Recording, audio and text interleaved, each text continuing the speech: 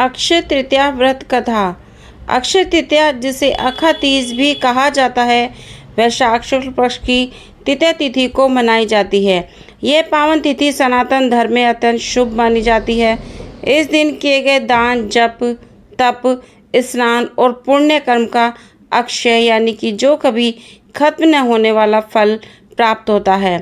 अक्षय तृतीया के दिन भगवान विष्णु और माता लक्ष्मी की विशेष पूजा का विधान है। इस दिन को इतना शुभ माना जाता है कि कोई भी शुभ कार्य इस दिन कराया जा सकता है।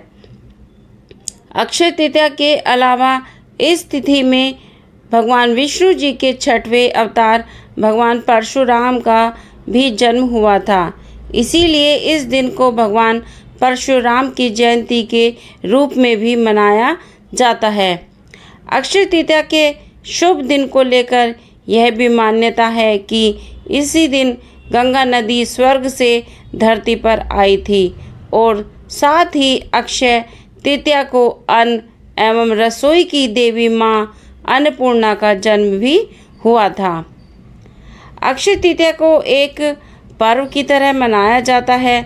लोग इस दिन कई तरह के दान, पुण्य और धार्मिक कार्य भी करते हैं।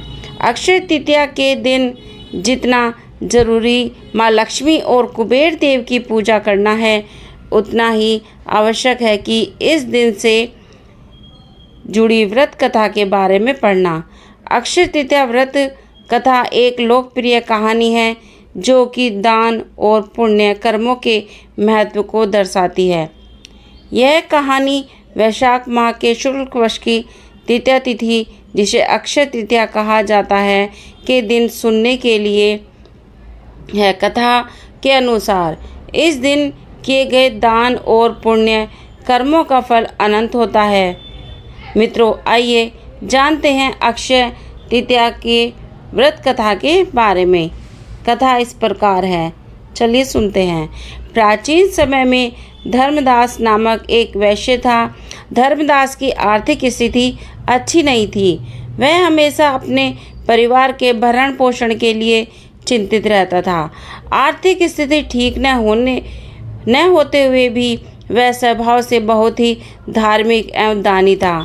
एक बार धर्मदास ने किसी कथा के दौरान अक्षय तृतीया के दिन किए गए जाने वाले दान का महत्व सुना और वह कथा का महत्व सुनने के बाद वह हर साल अक्षय तृतीया को सुबह गंगा नदी में स्नान कर सभी देवी देवताओं का विधि पूर्वक पूजा करने लगा और अपने सामर्थ्य के अनुसार जल से भरे घड़े, जौ, अनाज, गुड़, घी जैसी कई वस्तुओं को भगवान और ब्राह्मणों को अर्पित करता था। उसके बाद यह सब देखकर धर्मदास की पत्नी उसे रोकने की कोशिश करती थी, क्योंकि उसे लगता था कि अगर इतना सब दान में दे देंगे तो परिवार का पालन पोषण कैसे होगा। और अपनी पत्नी की बातों को सुनकर धर्मदास बिल्कुल भी विचलित नहीं होता था और वह अपने सामर्थ्य के अनुसार दान पुण्य करते रहता था। वृद्धावस्था में अनेक रोगों से ग्रस्त होने के बावजूद भी धर्मदास अक्षय तृतीया के दिन व्रत एवं दान पुण्य क्या करता था। पौराणिक कथा के अनुसार यही धर्मदास वैश्य अक्षय तृतीया के दान धर्म के पुण्य के कारण अगले जन्म में कुशावती राजा हुआ। जब धर्मदास अपने अगले जन्म में भी दान पुण्य करने वाला धार्मिक स्वभाव का था, तब कहा जाता है कि उनके महायज्ञ के आयोजन में त्रिदेव वेश बदलकर शामिल हुआ करते थे। प्रतापी राजा होने के बावजूद भी वह कभी दान धर्म के मार्ग से नहीं भटका और अपने पुण्य फल से अपने अगले जन्म में यही राजा भारत के महान सम्राट चंद्रगुप्त के रूप में पैदा हुए थे।